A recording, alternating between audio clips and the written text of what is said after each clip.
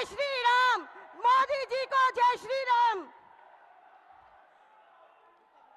मैं विश्व के सबसे शक्तिशाली नेता माननीय प्रधानमंत्री श्री नरेंद्र मोदी जी का हरियाणा की पावन धरा पर सोनीपत एवं रोहतक की समस्त जनता की तरफ से अभिनंदन करती हूं। सोनीपत जिला के युवा नेता जिला अध्यक्ष जसवीर दोदवा जी से अनुरोध करती हूं कि बुके से प्रधानमंत्री जी का स्वागत करें। यशस्वी प्रधानमंत्री जी का जिला अध्यक्ष स्वागत करें। हरियाणा के मुख्यमंत्री श्री नायब सैनी जी से अनुरोध करूंगी कि माननीय प्रधानमंत्री जी का हरियाणा के किसान की पहचान हल भेंट कर स्वागत करें और सभी जनता से आग्रह करूंगी जोरदार तालियों की गड़गड़ाहट से देश के प्रिय प्रधानमंत्री का स्वागत करें। मैं महिला शक्ति से अनुरोध करूंगी बहन निर्मल चौधरी से, मोनिका दहिया जी से, कृष्णा गहलोत से, कविता जैन जी से कि बड़ी माला से स्वागत करें। जय श्री राम, जय श्री राम। अब की बार, अब की बार, अब की बार वंदे वंदे। सोनीपत लोकसभा के उम्मीदवार भाई मोहन कौशिक जी से आग्रह करूंगी कि शॉल भेंट करके प्रधानमंत्री जी का सोनीपत आने पर स्वागत करें। साथ ही भाई अरविंद शर्मा जी रोहतक के प्रत्याशी से अनुरोध करूंगी कि प्रधानमंत्री जी का शॉल भेंट कर स्वागत करें।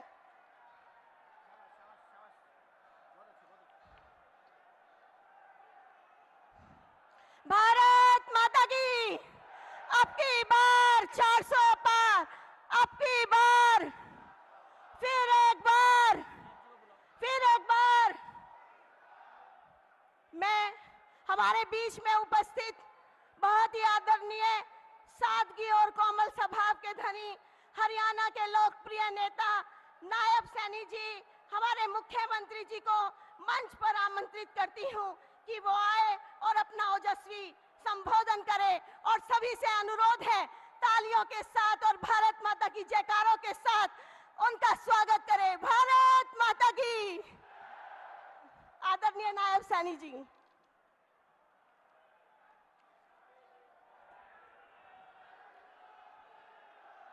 भारत माता के, भारत माता के। मंच पर विराजमान दुनिया के सबसे लोकप्रिय नेता, भारत के यशस्वी प्रधानमंत्री आदरणीय नरेंद्र मोदी जी, जोरदार तालियों से अपने प्रिय नेता का स्वागत करिए, जोरदार तालियों से।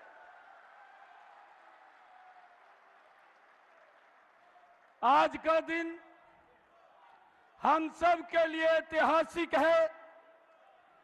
जो देश के प्रिय प्रधानमंत्री, राष्ट्र निर्माता और युग पुरुष श्री नरेंद्र मोदी जी का गौरवशाली सानिध्य आज हमें मिलेगा। मोदी जी के दूरदर्शी फैसलों के चलते आज भारत का लोहा पूरी दुनिया मान रही है।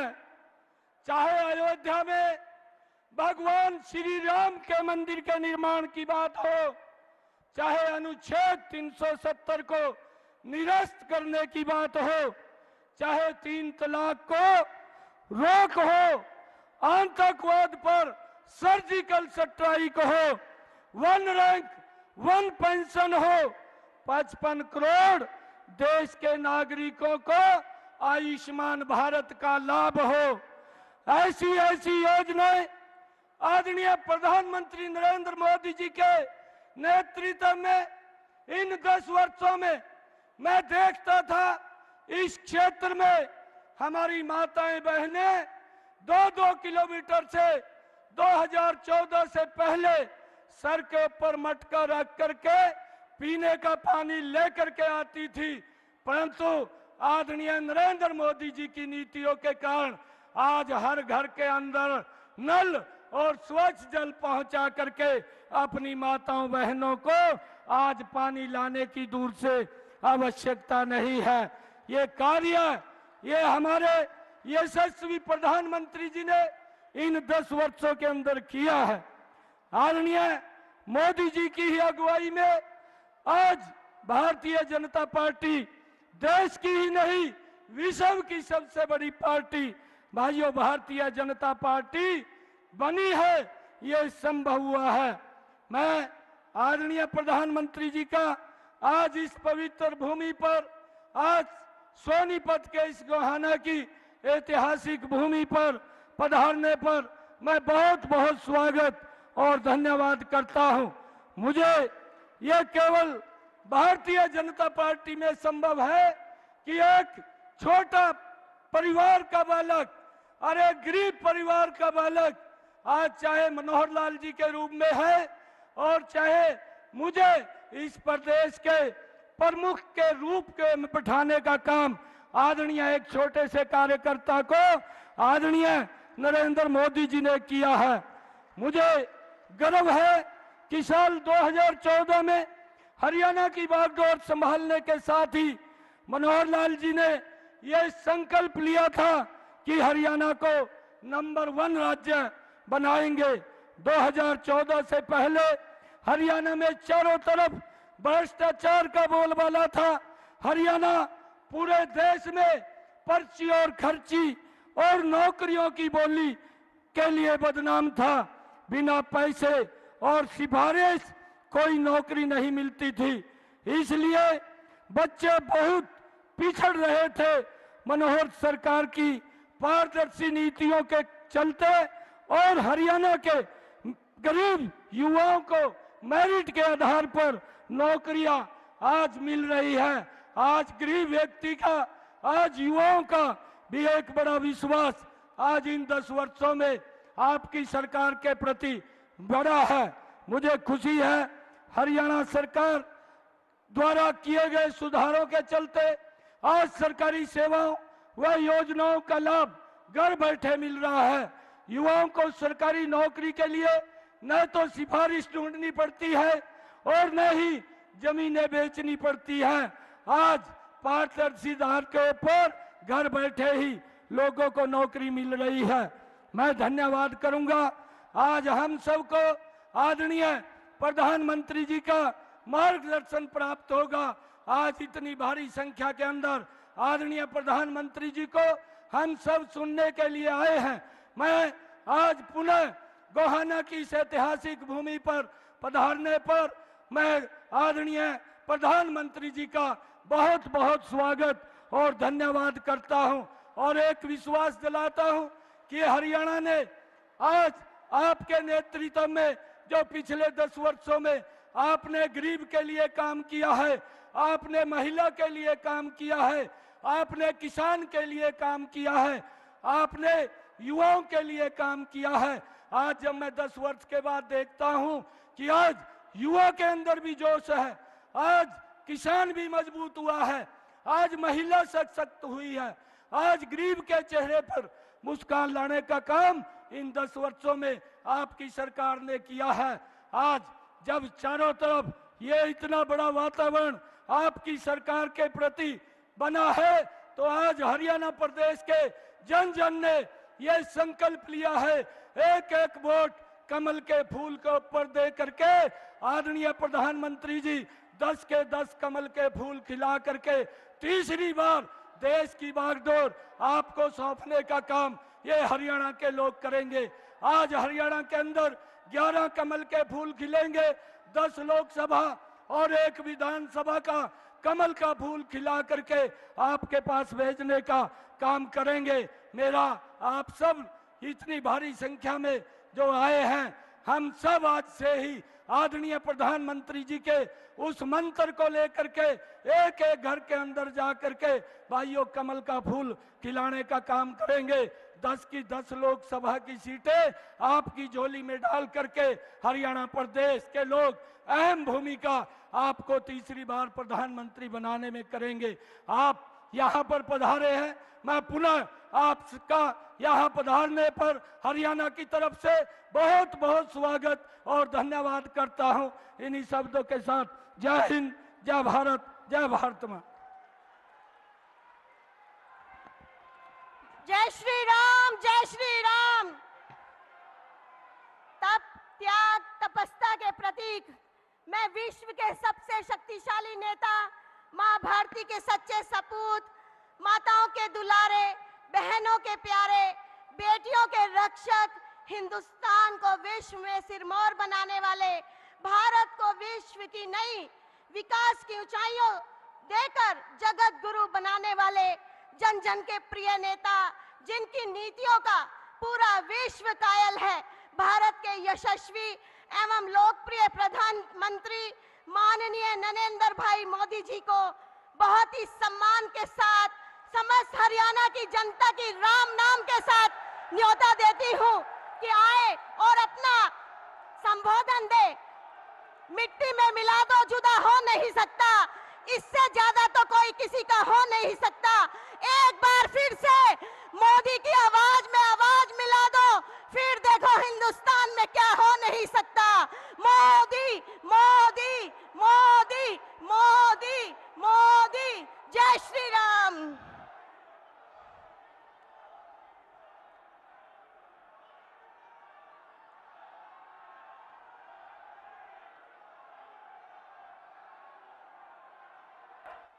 भारत माता की,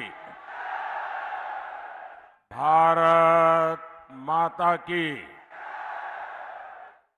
आप सभी को मोदी की राम राम।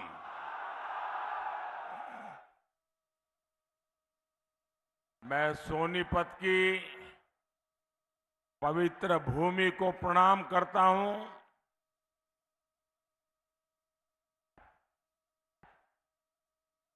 हरियाणा की धरती युद्ध में भी गीता का ज्ञान सुनाती है।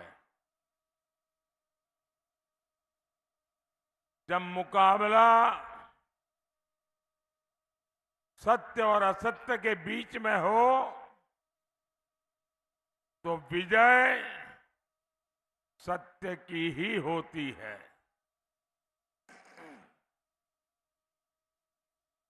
साथियों, 24 के कुरुक्षेत्र में आज एक और देश का विकास है, दूसरी ओर वोट जिहाद है। हरियाणा की जनता जनार्दन, मैं आपसे पूछना चाहता हूं, जब एक तरफ विकास की बात है, दूसरी तरफ वोट जिहाद की बात है, तो कौन जीतेगा?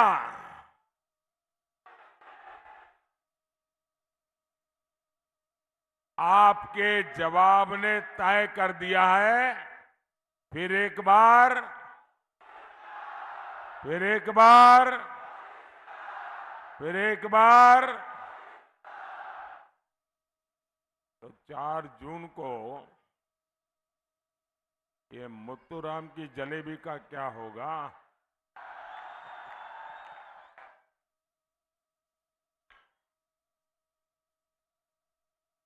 सारी की सारी खाली हो जाएगी।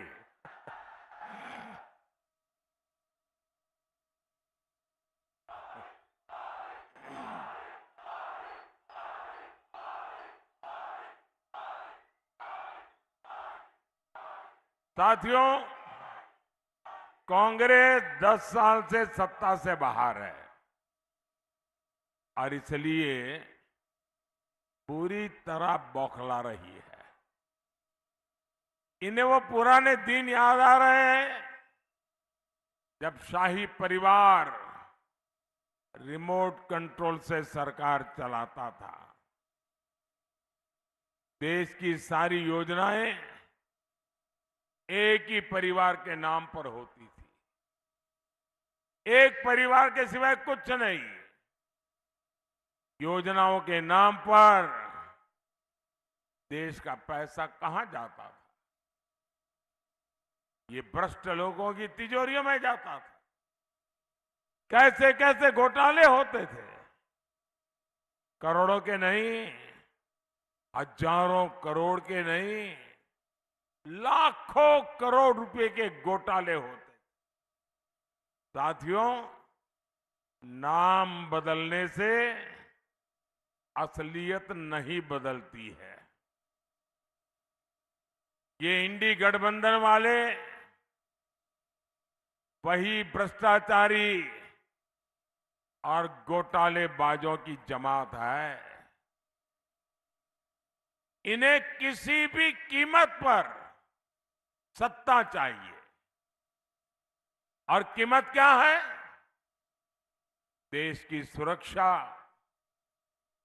देश की स्थिरता, देश का सम्मान। और 5 साल में 5 प्रधानमंत्री, ये इनकी सरकार चलाने का फॉर्मूला है।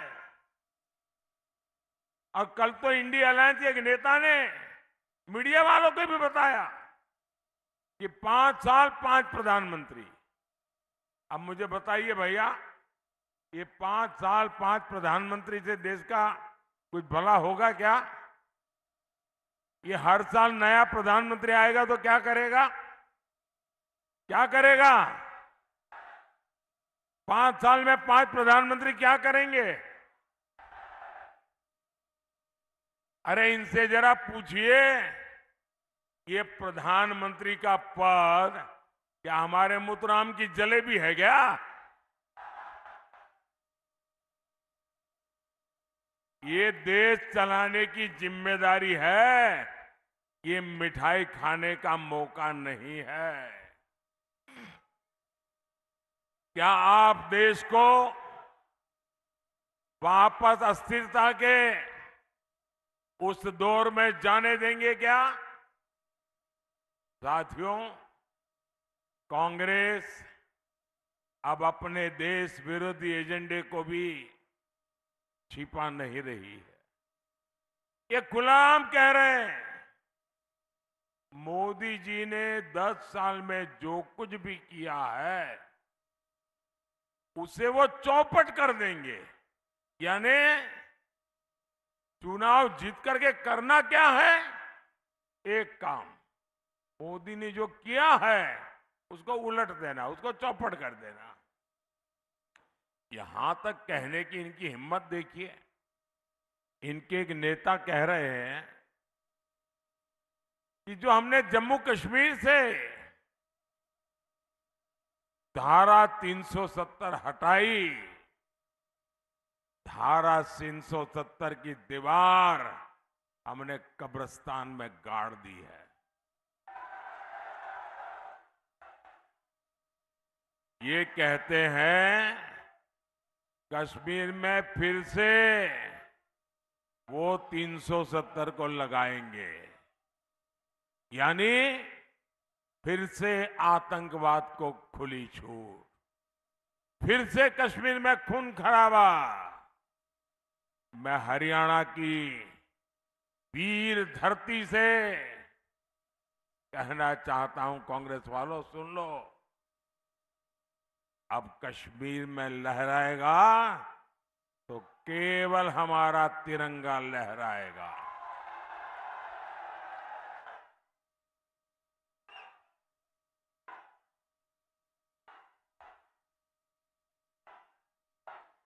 और कांग्रेस वाले लिख लो,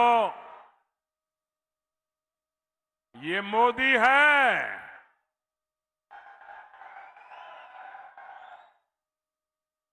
ये 370 को वापस लाने के सपने छोड़ दो, और अगर कोशिश करोगे ना, लेने के देने पड़ जाएंगे।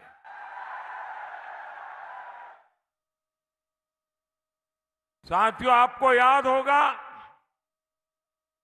कांग्रेस के समय हर रोज सीमा पर, बॉर्डर पर फायरिंग होती थी और मीडिया में हमेशा हेडलाइन चलती थी, सीज फायर तोड़ा, सीज फायर तोड़ा, और गिनती होती थी, इतनी बार तोड़ा, इतनी बार तोड़ा। दुश्मन तो वही है, लेकिन हालात बदल गए कि नहीं बदल गए? बदले कि नहीं बदले? ये किसने किया? ये किसने किया? ये हालत किसने बदले? ये गोलियां किसने बंद कराई?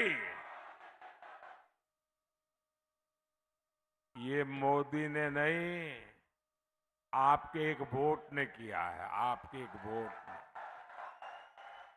ये आपके वोट की ताकत है कि दुश्मन की बम बंदूक को भी ताले लग जाते हैं। ये आपके वोट की ताकत है। मोदी ने बस इतना किया, सीमा पर हमारे जो जवान खड़े हैं ना, हमारे हरियाणा के जो छोरे खड़े हैं ना, मोदी ने उनको खुली छूट दे दी।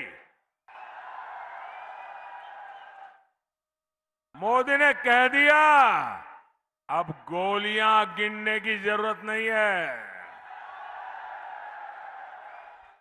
और आप देखते हैं, नतीजा आपके सामने है। लेकिन भाइयों बहनों, मोदी के इन फैसलों से कांग्रेस और इंडी गठबंधन का कलेजा फट रहा है। उनसे पाकिस्तान की यह हालत देखी नहीं जा रही है और इसलिए अब कांग्रेस वाले पाकिस्तान के प्रवक्ता बन गए हैं। पाकिस्तान के प्रवक्ता। और कांग्रेस के नेता कह रहे हैं, उनकी तरफ से भारत को धमकी देते। क्या कहते हैं? हमारे सामने देखकर आंखें खोल कर, चुप रहो, चुप रहो, जरा डरो, डरो, डरो। ये पाकिस्तान के पास परमाणु बम है। ये कांग्रेस वाले पाकिस्तान के प्रवक्ता बन करके मुझे आंखें दिखा रहे हैं। बताओ भाई,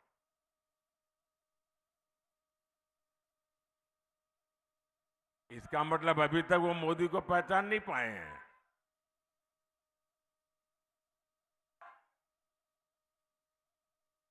साथियों, आप मुझे बताइए, क्या भारत को पाकिस्तान से डरना चाहिए क्या?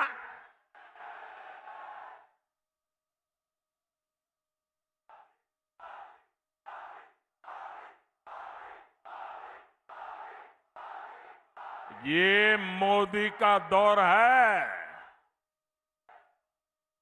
हम घर में घुसकर मारते हैं।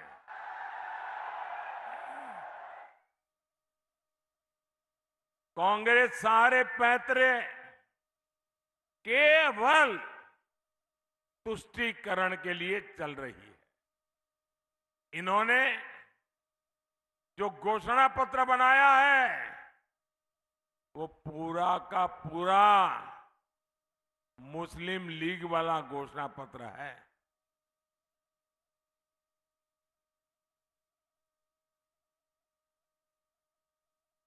ये कहते हैं वो एक्सरे मशीन, सबका एक्सरे निकालेंगे। आपके पास जमीन कितनी है, गहने कितने हैं, जमीन जायदाद जांच करवाएंगे, मंगलसूत्र कहाँ है, ये और फिर वो सारी संपत्ति अगर आपकी जरूरत से ज्यादा है तो ये वोट जिहाद वाले हैं ना, उनको बांट देंगे। क्या आप अपनी संपत्ति छीनने देंगे? क्या आपकी संपत्ति पर वोट जिहाद वालों को अधिकार करने देंगे? और कांग्रेस के तो प्रधानमंत्री कह चुके हैं कि इस देश की संपत्ति पर पहला अधिकार मुस्लिमों का है। मोदी कहता है इस देश की संपत्ति पर पहला अधिकार इस देश के गरीबों का है।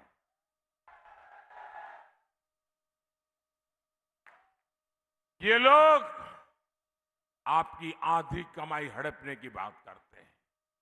आप मुझे बताइए भाई, अपने यहां किसी भी राज्य में चले जाओ, हर मां बाप कैसी भी जिंदगी जीता हो, लेकिन उसके मन में एक इच्छा रहती है कि भाई कुछ बचत करूं और मरने के बाद बच्चों के लिए कुछ छोड़ करके जाऊं। ये हर मां बाप की इच्छा रहती है कि नहीं रहती? अपने संतानों को कुछ दे करके जाने का हर एक का मन में इच्छा रहती है ना। कोई माँ बाप बच्चों के लिए कर्ज छोड़ करके नहीं जाना चाहता, कुछ न कुछ दे करके जाना चाहता है। अब ये कांग्रेस वाले लाए हैं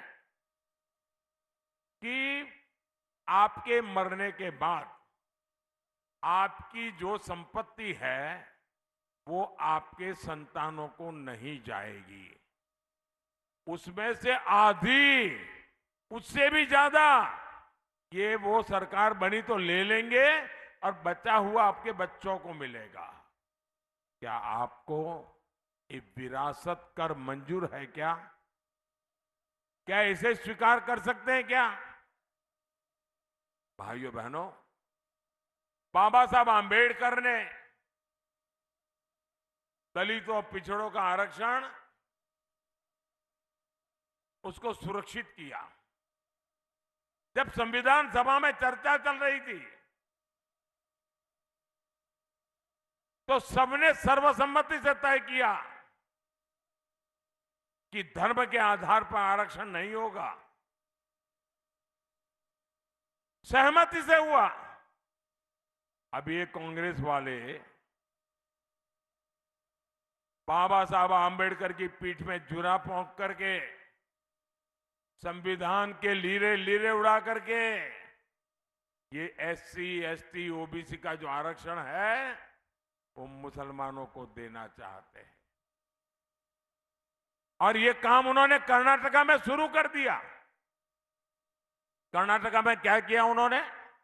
उनकी सरकार बनने के बाद वहां जितने भी मुसलमान हैं, जितने भी मुसलमान, कितना धनी हो, अमीर हो, पैसे वाला हो, ऊंचा हो, कोई भी हो, सबको रातों रात उन्होंने ओबीसी घोषित कर दिया।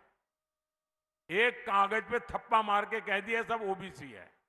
तो परिणाम ये आया कि ओबीसी को जो आरक्षण मिला हुआ था उसमें से डाका डाल दिया, एक बहुत बड़ा हिस्सा लूट लिया और जो ओरिजिनल ओबीसी है वो हाथ घिसते रह गए। अब यही मॉडल पूरे देश में लागू करना चाहते हैं। क्या आपको ये मंजूर है? क्या ये होने देंगे? क्या ऐसे लोगों को सरकार में आने देंगे? क्या ऐसे इंडी गठबंधन वालों को हरियाणा में एक भी सीट मिलनी चाहिए क्या? साथियों, इंडी गठबंधन वालों को आपकी भावनाओं की कोई परवाह नहीं है। अब आप देखिए, अयोध्या में 500 साल के इंतजार के बाद प्रभु राम का मंदिर बनाने की प्रतीक्षा पूरी हुई।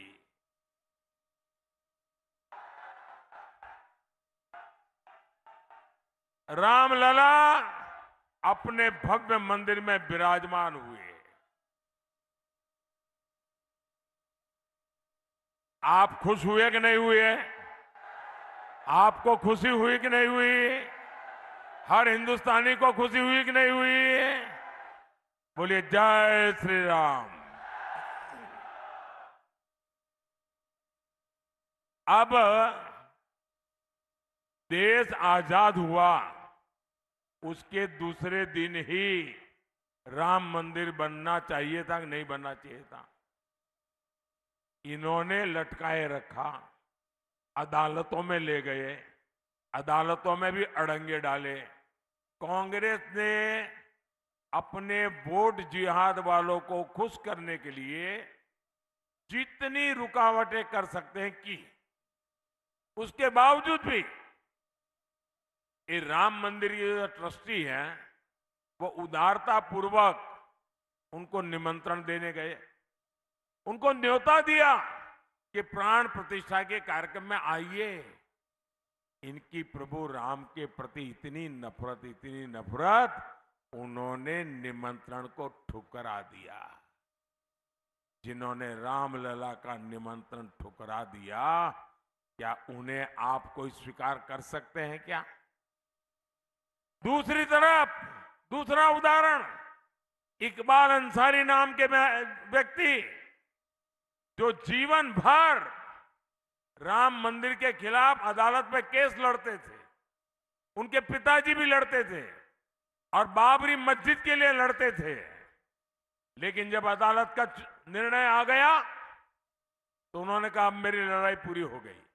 और राम मंदिर वाले जब उनको निमंत्रण देने गए तो इकबाल अंसारी जीवन भर हिंदुओं के खिलाफ अदालत में लड़े थे, लेकिन जब राम मंदिर का निमंत्रण मिला तो खुद आकर के वहां बैठे और पूरे कार्यक्रम में हिस्सा लिया। अब एक तरफ है इकबाल अंसारी, दूसरी तरफ है कांग्रेस जो रामलला का निमंत्रण ठुकरा देती है। भाइयों, क्या ऐसी कांग्रेस को कोई स्वीकार करेगा क्या? हरियाणा स्वीकार करेगा क्या? साथियों, इंडी गठबंधन के नेता खुलेआम ऐसी बातें करते हैं। वो कहते हैं राम मंदिर तो बेकार है, और कांग्रेस के एक नेता जो अभी वहां से निकल करके बाहर निकले, उन्होंने कहा कि वहां तो जब अदालत का निर्णय आया तो चर्चा थी कि ये अदालत के निर्णय को कैसे उलट किया जाए और रामलला को वापस टेंट में कैसे भेजा जाए, उसकी योजना चल रही थी। मैं आपसे पूछना चाहता हूं कि आप कांग्रेस और इंडी वालों की जहरीली राजनीति को कामयाब होने देंगे क्या? इन्हें जवाब मिलेगा कि नहीं मिलेगा? साथियों, सरकार जब ईमानदार होती है तो उसका सबसे बड़ा लाभ हमारे नौजवानों को होता है। हमारे हरियाणा के युवाओं के पास पहले भी भरपूर क्षमता थी, लेकिन आज वही युवा खेलों में अपना झंडा गाड़ रहा है। मोदी ने 2014 में सरकार में आने के बाद खेलों का बजट 3 गुना बढ़ा दिया है, और मोदी कहता है खूब खेलो, खूब मेडल ले आओ। देश में एक से बढ़कर एक ट्रेनिंग सेंटर बनाने हो, अपने खिलाड़ियों को विदेश में ट्रेनिंग दिलवानी हो, मोदी सरकार खिलाड़ियों को सुविधा देने के लिए एक पैसे का मुंह नहीं देखती है। आज हजारों खिलाड़ियों को टॉप जैसी योजना का लाभ मिल रहा है। इसके तहत हर खिलाड़ी को भारत सरकार हर महीने 50,000 रुपए से ज्यादा दे रही है। ऐसे ही प्रयासों का नतीजा है ओलंपिक्स में भारत ने अब तक सबसे ज्यादा मेडल जीते हैं। एशियन खेलों में तिरंगे की धाक बढ़ी है। यूनिवर्सिटी गेम में हमने रिकॉर्ड बनाया है। साथियों, भारत अभी से 2036 ओलंपिक भारत में लाने के लिए योजना करके काम कर रहा है। आप देखिएगा कुछ ही साल में भारत में पहला ओलंपिक भी हम होता हुआ देखेंगे दोस्तों, और उसमें तिरंगे की धूम होगी। उसमें हम हरियाणा और सोनीपत के युवाओं को देश के लिए सोना लाते देखेंगे। साथियों, आप लोग मुझे जानते हैं, मैंने सालों तक हरियाणा की रोटी खाई है। यहां की माता और बहनों का मुझ पर कर्ज है। ये कर्ज मोदी अपनी मेहनत से लौटाएगा, और इसलिए हरियाणा का विकास ये मोदी का सपना नहीं, मोदी का संकल्प है। जो 60 साल में नहीं हुआ वो 10 साल में मोदी ने करके दिखाया है। आज अकेले हमारे हरियाणा से 12 एक्सप्रेसवे गुजर रहे हैं, 12 एक्सप्रेसवे। इनमें से 4 एक्सप्रेसवे सोनीपत के पास से गुजर रहे हैं।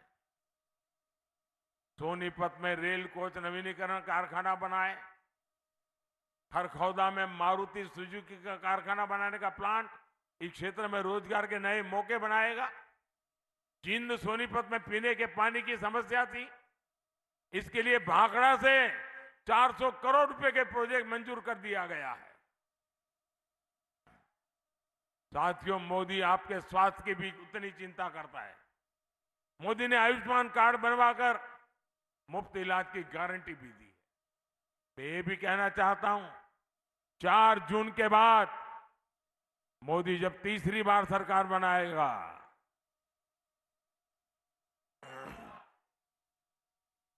तो आपके परिवार में 70 साल से ऊपर के जो भी लोग हैं, 70 साल के ऊपर के आपके माता पिता, दादा दादी, नाना नानी, चाचा चाची जो भी है, अब इनके बीमारी में इलाज का जिम्मा आपका नहीं, ये आपका बेटा मोदी करेगा।